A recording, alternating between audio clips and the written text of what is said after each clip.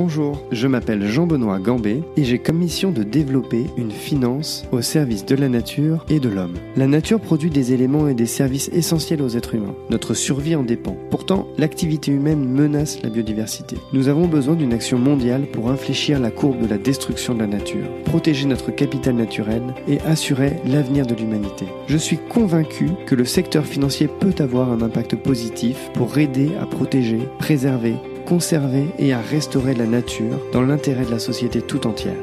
Dans ce podcast, j'invite des femmes et des hommes qui se battent quotidiennement pour changer les choses et qui mettent la préservation de l'environnement au cœur de leurs décisions d'investissement ou au cœur de leur mission. Aujourd'hui, je reçois Nicolas Rochon, le fondateur de la société Airgreen Invest. Airgreen Invest est une société de gestion spécialisée dans l'adaptation au changement climatique. Durant cette interview, Nicolas nous explique ce que signifie concrètement d'investir dans l'adaptation au changement climatique. Nicolas nous fait le plaisir de nous ouvrir son portefeuille et de nous expliquer ses thématiques d'investissement de manière claire et précise. Il nous explique par exemple le fonctionnement des financements des développeurs d'énergie renouvelable et nous parlons d'agriculture, d'habitat, de transport et de beaucoup d'autres sujets. Je vous souhaite un excellent moment en sa compagnie. Bonjour Nicolas, merci beaucoup d'avoir accepté mon invitation. Tu investis entre autres beaucoup dans des projets d'énergie renouvelable, c'est-à-dire des projets solaires, des projets éoliens, des projets de biomasse, etc. Comme on va beaucoup, je suppose, en parler durant cette interview, est-ce que tu pourrais commencer par nous expliquer les bases, en commençant peut-être par nous présenter ce qu'est un développeur ou ce qu'est un producteur d'énergie renouvelable ? Oui, un développeur producteur d'énergie, c'est celui qui, donc le développeur dans une première phase, va devoir sécuriser des terrains, obtenir donc les permis de construire, obtenir les baux, et va donc s'arranger pour qu'on puisse construire un projet clé en main soit de solaire, soit d'éolien, soit de biomasse, soit d'hydro, donc dans toutes différentes sources d'énergie renouvelable. Si je fais une analogie avec l'immobilier, ça serait l'équivalent d'un promoteur immobilier. Et après, dans le secteur des énergies renouvelables, on voit souvent que les développeurs sont aussi des producteurs d'énergie. Et le producteur d'énergie, ça serait beaucoup plus, si on fait le parallèle avec l'immobilier, la foncière. Et donc nous, on est là pour faire en sorte que le développeur puisse devenir aussi un producteur d'énergie parce que avec nos solutions, il va pouvoir conserver ses actifs. Et c'est ça qui est vraiment extrêmement important parce qu'on est convaincu que c'est en étant important, avec une base d'actifs conséquente, qu'il va pouvoir peser au niveau de ses territoires, au niveau local, grossir et être un acteur de référence. S'il doit à chaque fois revendre des actifs, il va avoir beaucoup de mal à se développer. Et donc ça a été la base de la stratégie d'Infragreen. Et donc les besoins des développeurs doivent être intégrés par l'équipe d'investissement chez Airgreen et on doit trouver une solution adaptée à travers tous les outils qu'offre Infragreen. Pourquoi c'est un problème pour le développeur de revendre ses actifs ? Parce qu'une fois qu'il revend ses actifs, il refait remonter du cash pour reconstruire ou redévelopper de nouveaux projets ? Oui, alors s'il revend ses actifs, le problème c'est que il n'aura pas de récurrence dans son activité. Ça peut être un choix. Mais le point le plus important, c'est que quand on doit développer des projets structurants sur le long terme, où après il y a une exploitation, il y a une gestion de la collectivité et des citoyens autour de ce centre de production d'énergie, il est important que le développeur soit souvent le propriétaire et conserve, parce qu'il va s'engager sur le long terme sur le respect de la bonne gestion des actifs et de la parole qui est donnée au maire, à la collectivité ou aux citoyens de la commune. Alors, si il est vu comme juste un développeur qui revend et qui est juste là pour faire des marges et des bénéfices, ça va poser quand même des problèmes pour son développement et son intégration dans le territoire. Donc c'est vrai que souvent, les développeurs ont comme souhait de rester sur le long terme et c'est un peu l'engagement qu'ils ont eu avec leurs différents partenaires. Si je comprends bien, et tu me dis si je me trompe, mais le business model d'Airgreen, vous, ce que vous faites, c'est que vous allez voir des investisseurs institutionnels ou des compagnies d'assurance pour qu'ils investissent dans les fonds que vous créez et que vous gérez. Ensuite, avec l'argent, vous financez des développeurs ou des producteurs d'énergie renouvelable.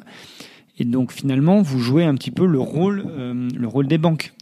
Mais ma question, c'est pourquoi les développeurs de projets d'énergie renouvelable ont besoin de vous ? Pourquoi elles ne vont pas directement voir les banques ? Est-ce que c'est parce que les banques refusent de les financer ? On est à côté des banques. C'est-à-dire que nos investisseurs sont en grande partie des mutuelles, des assureurs, la Banque européenne d'investissement. Ils sont là pour permettre l'accélération de la transition. Les banques, elles jouent leur rôle parce que sur tous nos projets, on est en co-investissement avec les banques qui vont apporter la partie de dette senior sur le très long terme, souvent 20, 25 ans. Mais à côté de ça, il y a besoin de fonds propres. Alors, excuse-moi, je te coupe. Pour ceux qui sont pas très habitués à ces termes, est-ce que tu peux expliquer ce que tu viens de dire?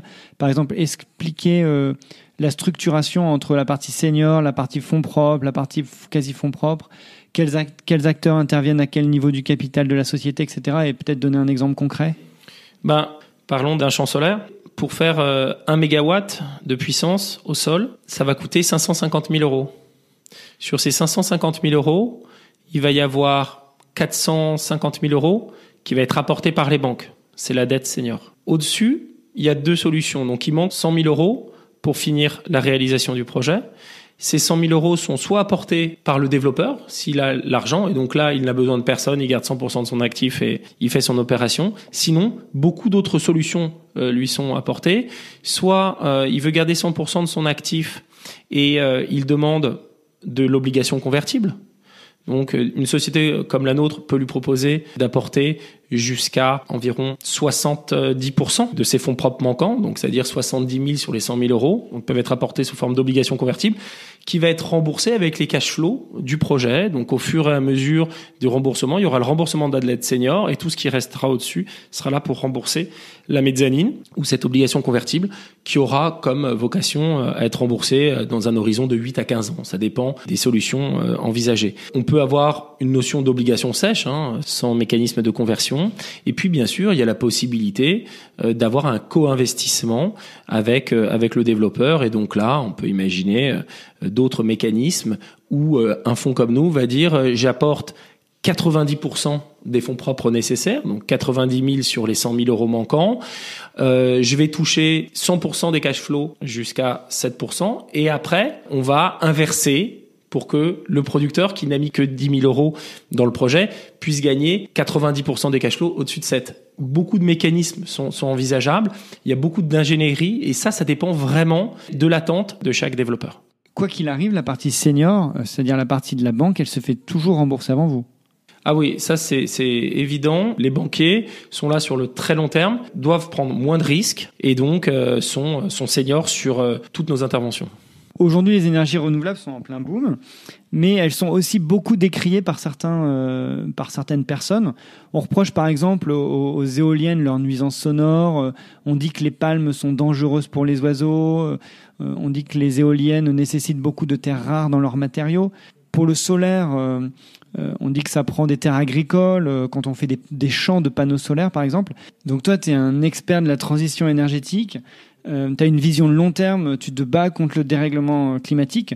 Qu'est-ce que tu réponds habituellement à toutes ces critiques ? C'est un sujet complexe parce que personne n'a tort, personne n'a raison. Les énergies renouvelables, c'est une logique de territoire, c'est local. Il n'y a pas une énergie renouvelable, il n'y a pas les gentils du solaire, les méchants de l'éolien. Il faut adapter l'utilisation d'une ressource par rapport aux enjeux du territoire et les ressources du territoire. Donc, une fois qu'on part de ce principe-là, on se dit que si on connaît bien sa région, ses capacités, on va être capable de construire quelque chose de durable. Et il faut que cette infrastructure soit extrêmement durable.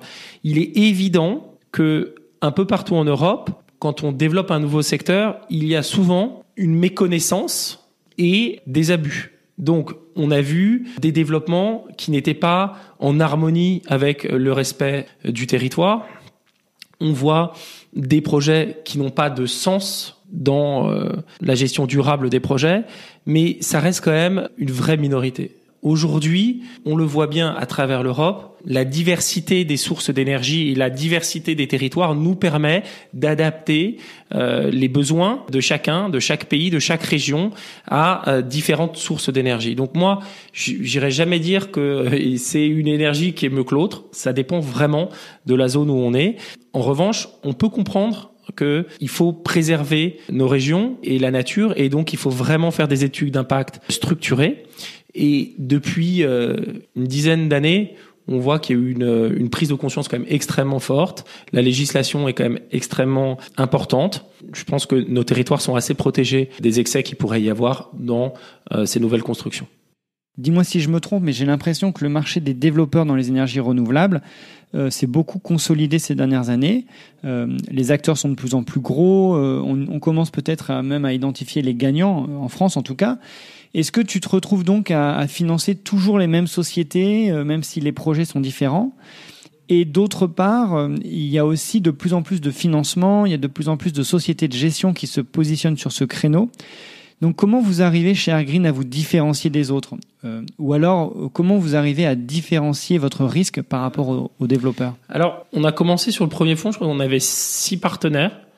Aujourd'hui, on a plus de 40 partenaires actifs. On voit de la consolidation. Effectivement, les gros acteurs, comme les grosses utilities, ont du mal à faire un développement local et sur les territoires. Parce que c'est vrai que le renouvelable, c'est souvent des petits objets. C'est pas du développement classique énergétique comme il y a pu avoir par le passé. Donc, ils sont obligés de passer par la consolidation. Donc, on a vu certains de nos partenaires se faire racheter, mais ils ont eu souvent une deuxième vie. C'est l'exemple de Gilles Lebreu avec Langa qui a été vendu à Engie et après il a remonté Langa International dans lequel on est actionnaire. C'est le cas de Jean-Marc Boucher qui a vendu sa société à Direct Énergie qui est devenu maintenant Total Cadran et maintenant qui a développé toute une activité à l'international avec le groupe Care dans lequel nous sommes aussi actionnaires. Donc effectivement, il y a une deuxième vie pour la consolidation, mais il y a souvent aussi beaucoup d'acteurs émergents parce que j'insiste sur ce point, le renouvelable, c'est vraiment un secteur qui est dopé et qui accélère grâce à l'énergie des entrepreneurs. Parce qu'il faut vraiment être dans son territoire, proche des projets et être capable de travailler sur des petits objets, avoir une grande flexibilité pour pouvoir arriver à sortir des actifs d'énergie renouvelable et surtout être capable de se projeter en plus dans un temps long. Donc aujourd'hui, on voit bien que c'est très réjouissant de découvrir en permanence des nouveaux acteurs avec des nouveaux projets et donc on arrive en permanence à renouveler notre pipeline et notre univers de projet.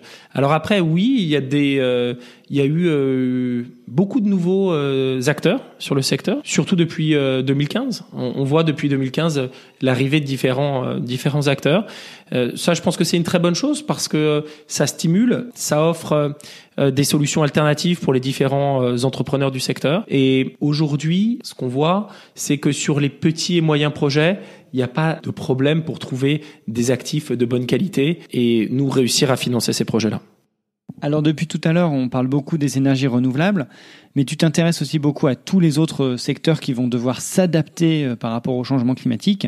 Tu peux nous présenter ces différents secteurs, s'il te plaît ? Alors c'est très juste. On avait commencé, nous, au départ, chez Airgreen, sur la transition énergétique parce qu'il n'y avait pas d'infrastructure autre que la transition, donc la production d'énergie renouvelable, et c'était surtout du solaire et de l'éolien. Mais le vrai enjeu et la mission d'Airgreen aujourd'hui, c'est d'être un acteur de l'adaptation au changement climatique. On a une conviction assez forte que le dérèglement climatique en cours va engendrer de nécessaires adaptations fondamentales dans 4 principaux secteurs. Bien sûr, le transport et la mobilité. On peut pas continuer comme c'est actuellement. Donc là, il va falloir développer de nombreuses infrastructures pour pouvoir s'adapter. L'agriculture est un élément clé. Comment faire en sorte de continuer à produire dans des zones où le réchauffement climatique va avoir des impacts considérables. Enfin, la production d'énergie, le renouvelable, c'est les infrastructures qui ont commencé à émerger depuis les 15 dernières années. La problématique, c'est comment on distribue, comment on gère cet afflux d'énergie renouvelable qui aujourd'hui n'est pas encore stockable. Le sera sûrement demain et donc il faut préparer les réseaux à ces évolutions. Et enfin, le dernier, c'est avant tout ça, comment on fait pour protéger l'habitat et tous les centres logistiques donc des effets du réchauffement climatique, donc à travers l'économie d'énergie notamment et tout ce qui peut être ce qu'on appelle la smart energy.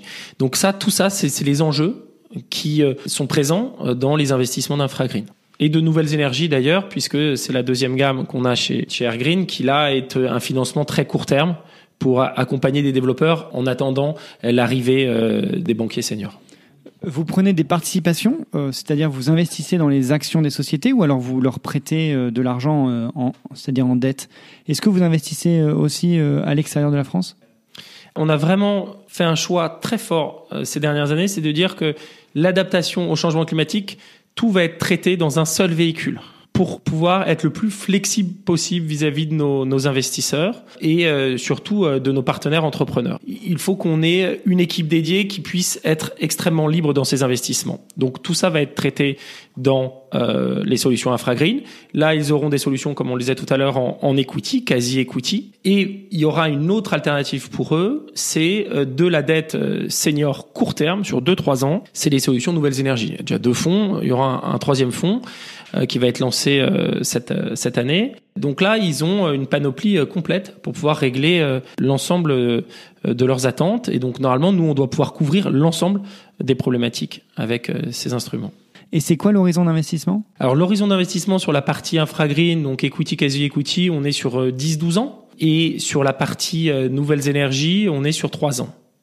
On parle beaucoup d'adaptation climatique, c'est ce que tu fais, c'est-à-dire que les sociétés doivent se préparer aux conséquences du réchauffement climatique.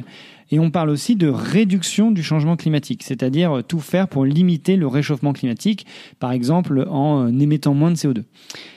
Est-ce que le fait de s'adapter au changement climatique ne contribue pas justement au réchauffement climatique ?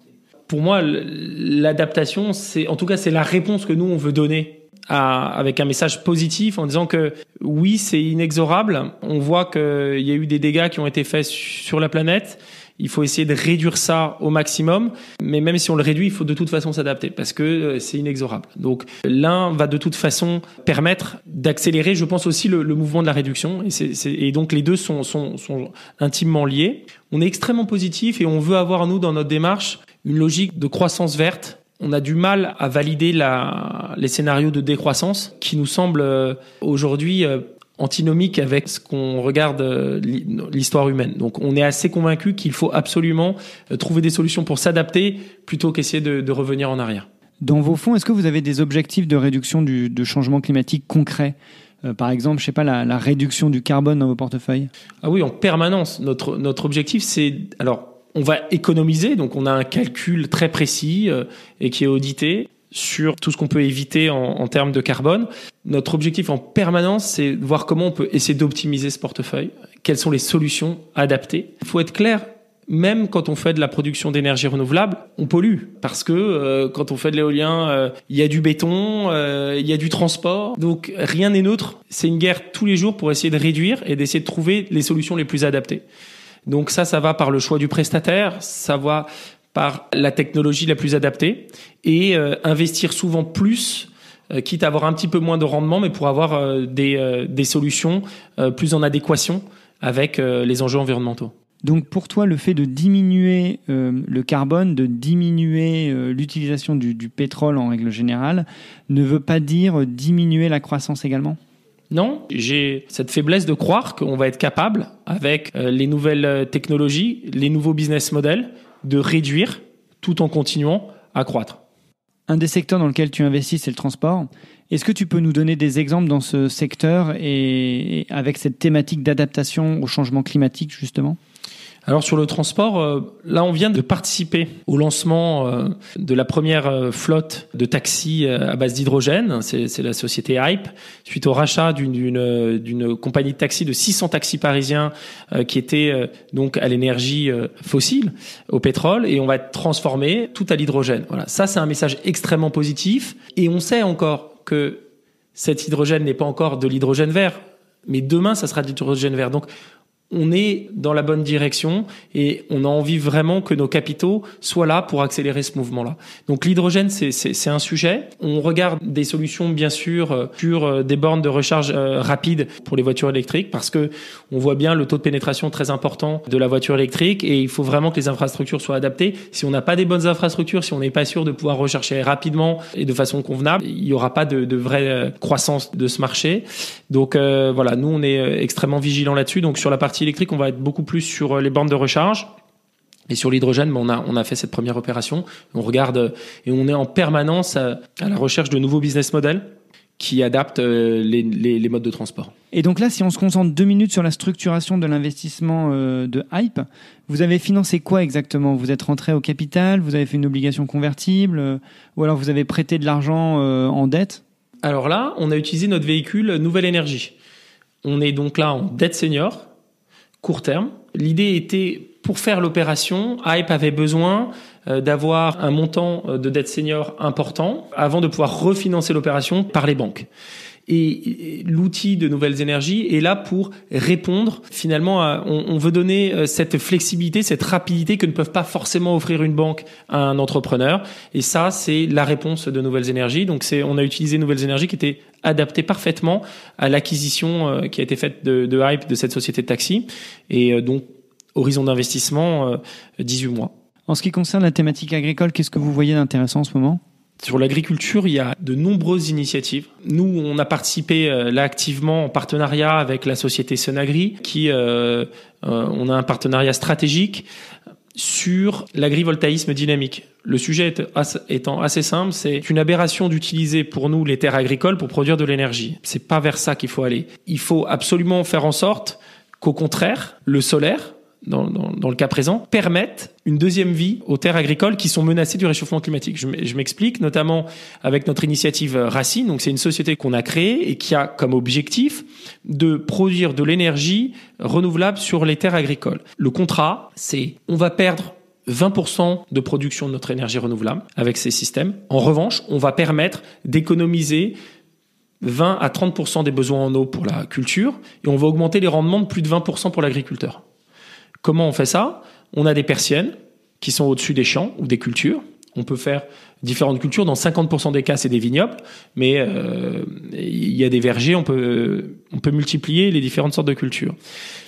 Pendant les zones de forte chaleur, on va faire une sorte d'ombrière. On va produire au maximum. Et donc là, ça fait une sorte de parasol, ce qui diminue les conséquences du réchauffement. En revanche, pendant les périodes où il y a besoin de luminosité, on mettra à la verticale nos persiennes, laissant passer l'ensoleillement. Ça, c'est un deal gagnant-gagnant entre l'agriculteur et le producteur d'énergie. Aujourd'hui, on a encore besoin des appels d'offres innovation qui sont faits et organisés par la Creux. On a la conviction que même en dehors de France, il y a des nombreuses opportunités pour développer ces solutions. Avec les solutions Sonagri et notre initiative Racine, on va pouvoir redévelopper des vignobles qui étaient arrêtés, notamment en Occitanie. Ça, c'est un gros sujet. Et on parlait tout à l'heure l'exposition de nos projets. Aujourd'hui, 70% de nos partenaires sont français, mais 70% de nos infrastructures que l'on finance ou que nous détenons sont en dehors de France. Nous sommes présents dans un peu plus de 8 pays en Europe et nous avons des expositions indirectes au Chili, au Brésil, en Colombie, au Vietnam, Singapour et Thaïlande. Sur l'exemple du vignoble que tu viens de citer, si j'ai bien compris, vous avez investi dans un projet qui développe des serres amovibles sur lesquelles il y a des panneaux solaires, c'est ça ? Exactement. Et les panneaux solaires peuvent aussi protéger les raisins de la grêle ?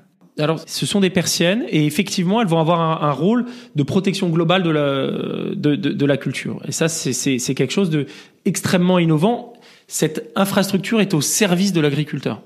Et on permet notamment aux agriculteurs d'être associés dans le projet et bien sûr de pouvoir détenir aussi cet actif. Quand j'en parle, je caricature, mais il y a des algorithmes extrêmement puissants qui permettent d'optimiser en temps réel les conditions climatiques pour améliorer les rendements. Tout à l'heure, tu parlais d'exposition indirecte à certains pays. Qu'est-ce que ça veut dire l'exposition indirecte au Vietnam, par exemple ? Nous, notre mission, c'est vraiment d'investir en Europe, mais on peut, le cas échéant, quand on investit dans des plateformes de développement avec des producteurs d'énergie, ils peuvent avoir des expositions dans différents pays. Donc, il se trouve que, à travers nos participations du groupe CARE et Langa International, nous avons des projets au Brésil, en Colombie, au Chili, au Vietnam, Thaïlande et Singapour. Voilà. Mais donc, on n'investit pas directement dans ces projets-là, mais ils font partie d'un portefeuille global. Alors, on a parlé d'agriculture, de transport, d'énergie. Vous investissez aussi dans le thème de l'habitat. Si je ne me trompe pas, l'immobilier, c'est un des secteurs qui émet le plus de gaz à effet de serre. Comment vous positionnez sur cette thématique ? Avant de produire de l'énergie, il faut essayer d'en consommer le moins possible. Donc c'est vrai que l'efficience, c'est le nerf de la guerre. Nous, on a vraiment le souhait d'accompagner ces sujets-là. Et c'est vrai qu'à travers l'habitat et la logistique, on trouve vraiment un angle important. les derniers investissements qu'on a fait dans les fonds, c'était pour permettre l'optimisation d'un réseau de plus de 120 supermarchés à travers la France, dans l'optimisation de leur autoconsommation avec des panneaux solaires, en changeant tous les blocs froids au sein des supermarchés.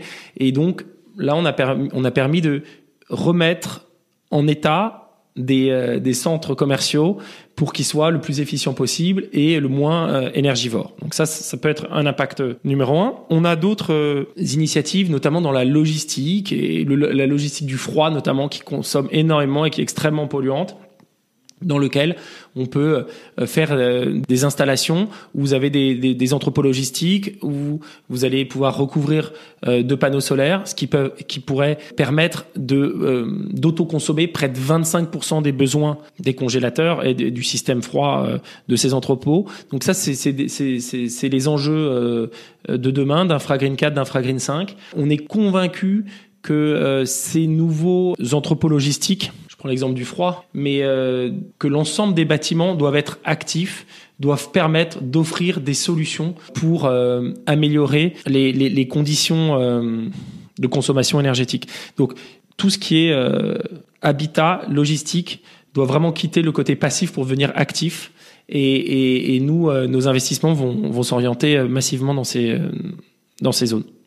Tout à l'heure, tu parlais du marché de l'hydrogène et tu disais qu'il va falloir que l'hydrogène se verdisse. Donc il va falloir qu'on utilise des énergies renouvelables pour produire l'hydrogène, c'est ça ? Qu'est-ce qu'il faut pour que ça se développe ? C'est quoi ta vision du marché ? Depuis ces derniers mois, et je dirais même ces 18 derniers mois, on a vu tellement de moyens mobilisés sur l'hydrogène, que ce soit en Asie, en Amérique du Nord ou en Europe. Je pense que l'accélération va être extrêmement rapide. On voit des initiatives très importantes à grande échelle sur de la production solaire couplée qui produirait directement de l'hydrogène vert. Et on le voit que dans certains endroits, notamment dans le sud de l'Espagne, ça nous permet de toucher la rentabilité. Et donc là, d'avoir un vrai modèle économique. Donc ça donne beaucoup d'espérance. Après, ça dépend des zones géographiques, mais j'ai vraiment bon espoir que d'ici 5 ans, on ait des solutions vraiment très crédibles d'hydrogène vert. Alors l'hydrogène vert, c'est un moyen de stockage des énergies renouvelables ? Alors après, effectivement, il peut y avoir la problématique du stockage en plus, et c'est vrai que c'est là où c'est extrêmement intéressant, parce que comme ça, on peut produire et on sait que finalement on fait de l'hydrogène derrière. Et on règle le vrai problème de l'énergie renouvelable du fait que aujourd'hui il y a une surproduction extrêmement importante dans différentes zones géographiques, notamment en Europe, et un gaspillage énorme de la production d'énergie renouvelable. Avec l'hydrogène, on peut en partie combler et régler cette solution. Donc ça, c'est un atout extrêmement fort de l'hydrogène. Comment tu arrives à coupler la problématique de rendement-risque dans ton portefeuille ? Parce que tu investis dans un univers très large, tu fais de l'agriculture, de l'habitat, des énergies renouvelables, tu fais de l'equity, de la dette. Tout ça, ce sont des risques qui sont très différents. Comment vous arrivez chez Airgreen à créer vos matrices de risque dans un univers si large ? Nous, on a toujours une philosophie, c'est pas de risque technologique, quasiment pas de risque réglementaire. Il y en a toujours un petit peu parce qu'on est sur un territoire, on est sur des engagements long terme, mais on essaye de se décorréler au maximum des subventions. Et donc, qu'on soit sur le secteur de l'immobilier, de la mobilité, de l'agriculture ou de l'énergie, on va toujours s'appuyer sur une séquence de cash flow. Et donc, notre analyse, là où elle va changer, ça va être la contrepartie. Quand je suis sur la production d'énergie, soit c'est un État ou une utilities étatique qui va me racheter sur 20 ans mon énergie, soit c'est un agrégateur, ou soit c'est une PME parce que je fais de l'autoconsommation. Donc là déjà j'ai un support, j'ai 3 analyses très différentes par rapport à mon risque. C'est exactement la même chose finalement sur mon stockage d'énergie ou sur ma logique d'efficience énergétique. Quand je vais faire de l'efficience énergétique sur de l'immobilier, qu'est-ce que je vais regarder ? Qui derrière va me payer les investissements que j'ai faits pour optimiser le réseau de supermarchés. Et ben finalement c'est l'enseigne. Quelle est sa solidité ? Donc je dois faire une analyse finalement de cette contrepartie. Donc en réalité, le business model est souvent le même. Un engagement très long terme, des infrastructures durables, mais une analyse très précise de la qualité du projet et de la qualité de la contrepartie. Quelles sont les difficultés quotidiennes auxquelles vous vous heurtez le plus chez Airgreen ? Je sais pas, dans l'analyse, dans la levée de fonds, dans le sourcing. C'est quoi le plus difficile pour toi ? Qu'est-ce qui t'empêche de dormir, par exemple ?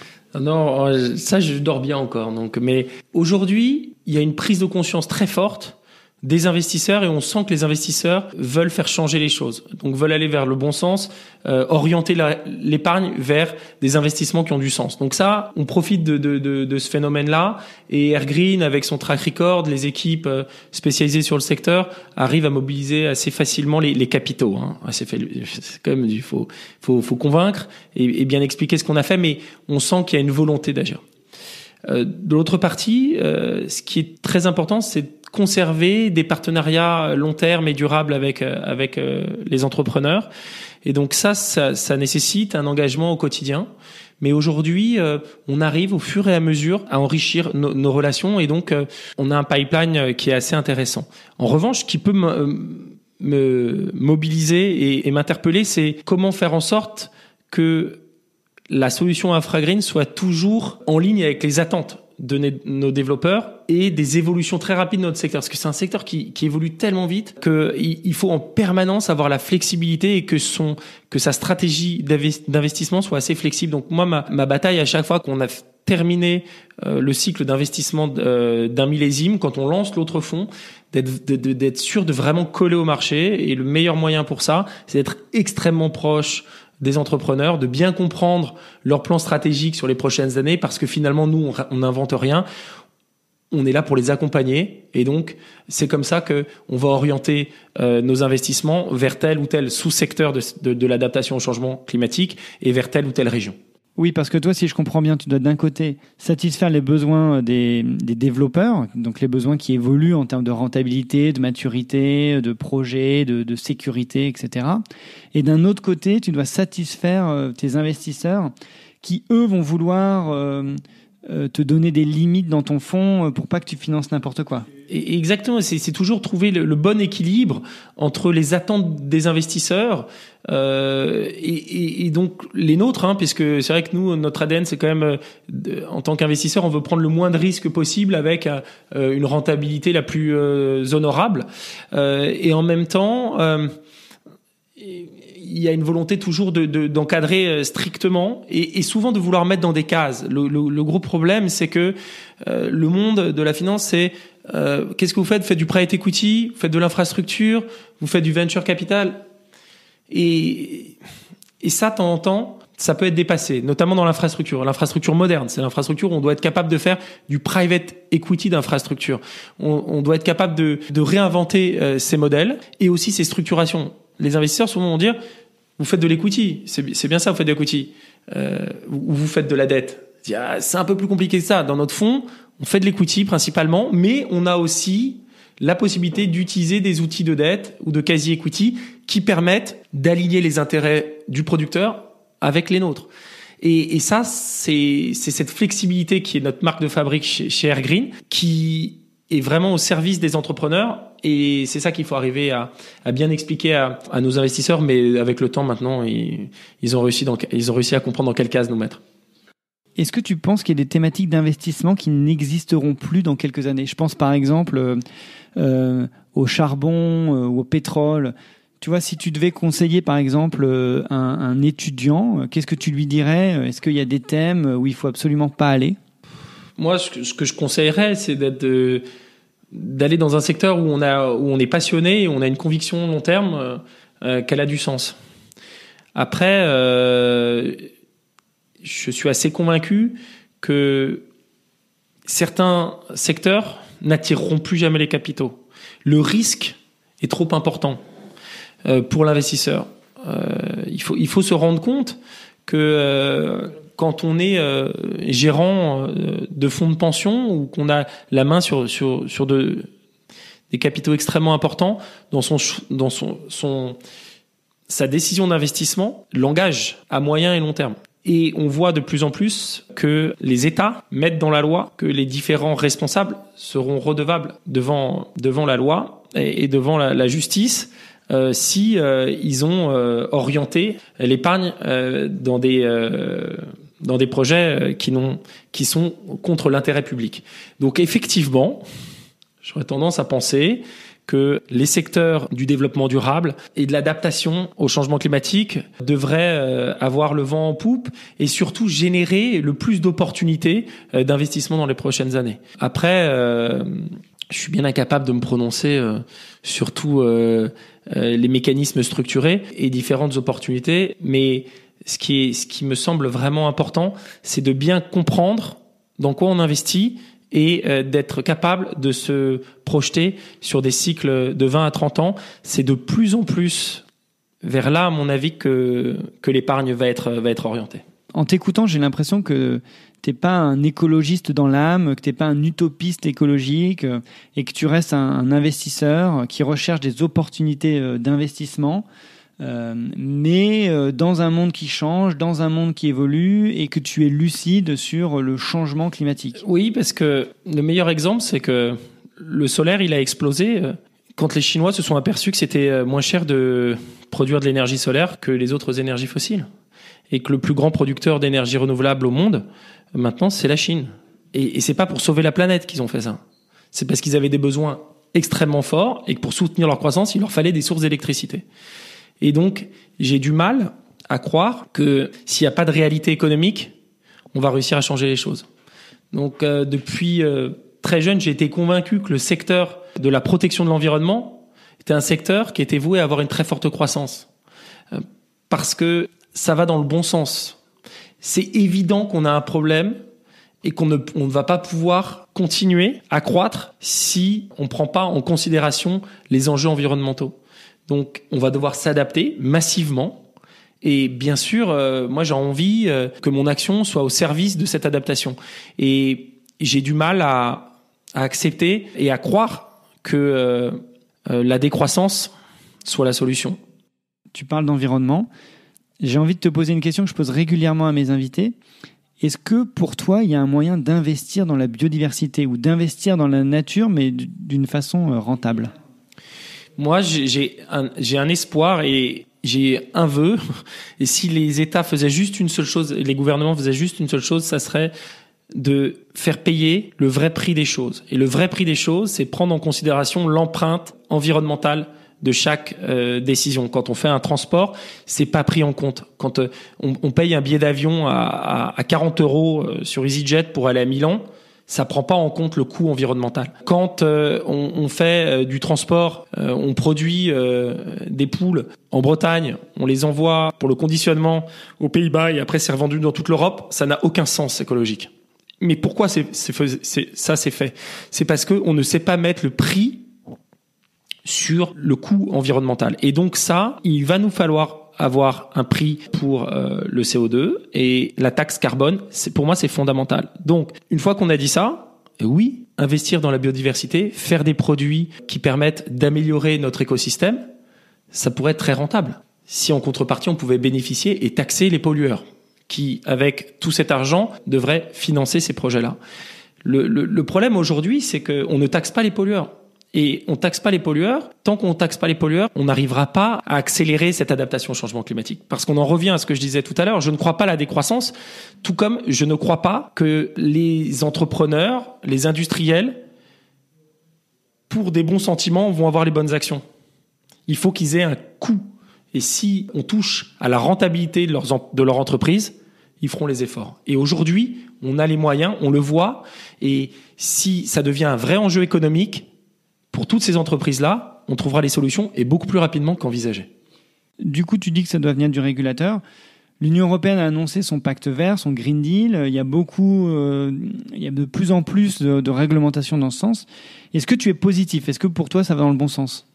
Je suis positif à partir du moment où on a une Europe qui est assez forte pour imposer des règles et les faire respecter aux autres puissances. On ne pourra pas être seul. Donc, mais il faut, sur ce point-là, faire l'union entre les différents pays européens. Et je suis assez convaincu qu'on a tous le même intérêt Et on le voit à travers toutes les catastrophes naturelles qui arrivent sur les différents continents, qu'il y a quand même une prise de conscience. Et si on arrive à fédérer au niveau international ce coût du carbone et ce coût de la pollution, je suis convaincu qu'on devrait arriver à avoir des solutions durables. Merci beaucoup Nicolas d'avoir accepté mon invitation. Je te souhaite beaucoup de succès avec Airgreen, avec tous tes investissements et bravo pour ton engagement. Merci beaucoup. Je remercie encore une fois Nicolas Rochon, le fondateur de la société Airgreen, d'avoir accepté mon invitation. J'espère que vous avez compris aussi bien que moi maintenant ce qu'était l'investissement dans l'adaptation au changement climatique. Si vous voulez m'aider à faire connaître ce podcast, vous pouvez le noter 5 étoiles et vous pouvez aussi cliquer sur le bouton s'abonner pour recevoir automatiquement les prochains épisodes. N'hésitez pas à me contacter si vous avez des idées d'invités ou des thématiques que vous aimeriez que j'aborde. D'ici la prochaine interview, prenez soin de vous, des autres et de la nature.